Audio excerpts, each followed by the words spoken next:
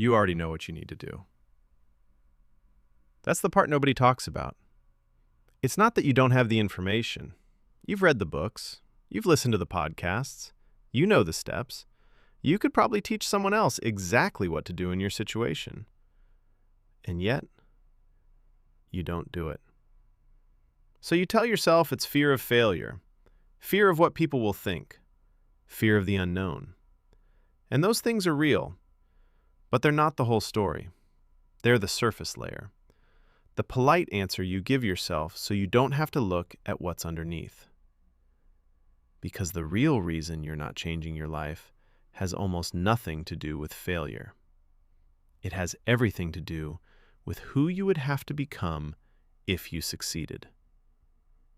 Stay with me, because what I'm about to say might be the most uncomfortable and the most freeing thing you hear today. Let's start with the obvious one. Fear of failure. Yes, it's real. Nobody wants to try and fall short. Nobody wants to be embarrassed or lose money or prove their doubters right. The pain of failure is concrete. Your brain can picture it in high definition. But here's what's strange. If fear of failure were truly the main driver, people would stop trying after failing. They'd stop starting businesses. They'd stop entering relationships.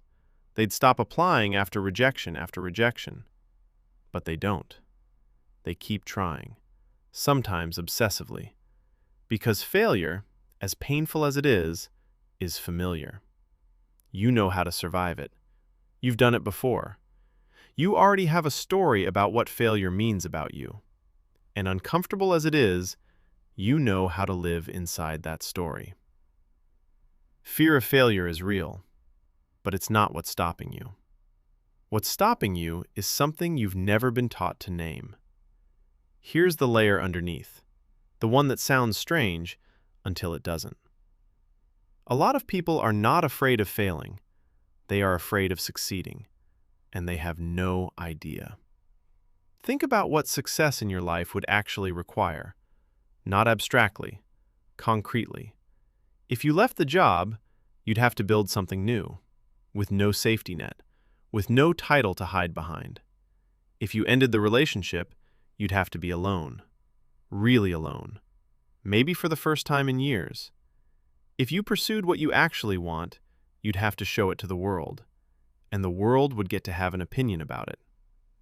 Success makes you visible. Failure keeps you safe inside the story of almost. There's a version of you that feels comfortable being the person who could have, the person who was this close, the person with so much potential.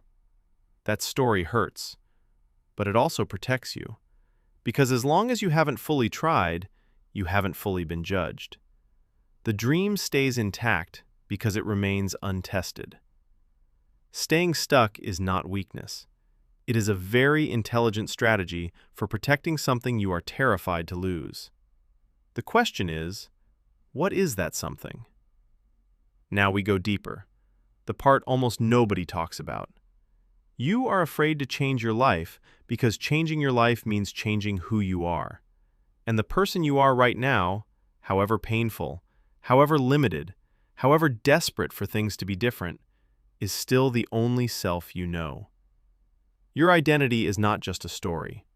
It's the architecture of how you move through the world, who you are in a room, what you reach for, what you assume about yourself before you even have time to think. The person who grew up believing love was conditional, that is not just a belief they hold. That is the nervous system they live in. And real change, not surface change, not new year, new me change, real change requires that version of you to die a little, to become someone who operates from different assumptions, someone who, fundamentally, is no longer the same. That is terrifying. Not because you're weak, because it's supposed to be.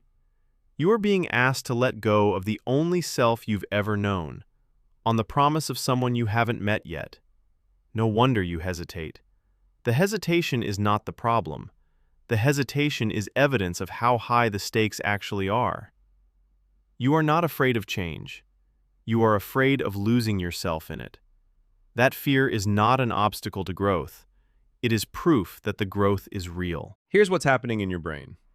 The prefrontal cortex, the part responsible for planning and vision, can see the future you want. It runs the simulation. It finds it compelling.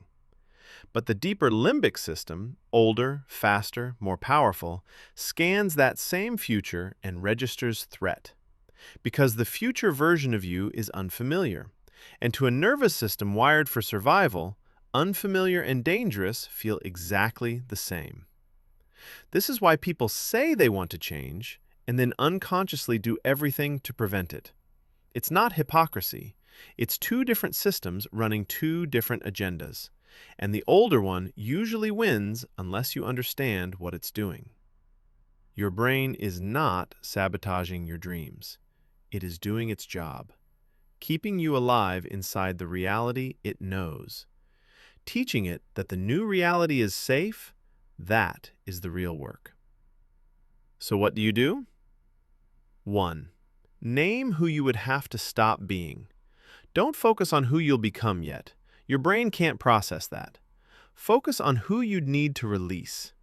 The person who always needs to be needed. The person who always has an excuse. The person who stays almost there. Name them and say goodbye specifically. You cannot release what you haven't acknowledged holding. 2. Make the new self familiar before you need to become them. Spend time with people who already live the life you want. Not to imitate them, but to let your nervous system learn that this kind of life is safe. Familiarity is not built by deciding. It is built by exposure. 3. Stop waiting to feel ready.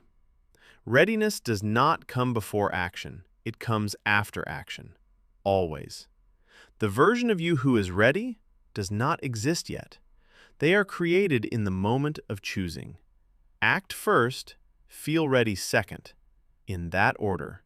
Always. 4. Let the grief be part of it. Because when you make a real change, something real is lost. The old self, the old story, the old future that will no longer happen. Grieve it properly, not as failure, as cost. Because all real things cost something. And grief is not proof you made the wrong choice. It is proof you made a real one. I want to say something directly. You have been told that you're afraid of change because you're lazy, because you're not disciplined enough, because you don't want it badly enough. None of that is true. You are afraid of change because you are human, because your nervous system is doing exactly what it was designed to do. Protect the self it knows from dissolving into the unknown. That is not weakness. That is biology. And you cannot bully biology into submission. You can only learn to work with it. The life you want is not being withheld from you by fear. It is waiting for you on the other side of a grief you haven't fully faced yet. The grief of who you'll have to stop being to get there. You don't need more courage. You need more honesty about what you're actually afraid of losing. Because once you can name it clearly, you finally get to decide if it's worth keeping. One question before you go. What is the version of yourself that changing your life would require you to let go of? Not what you'd gain, what you'd lose. Because that answer, more than anything else, is where your real work begins. Subscribe, because next week we talk about why starting over in your 30s and 40s is not a setback. It might be the first honest beginning you've ever had.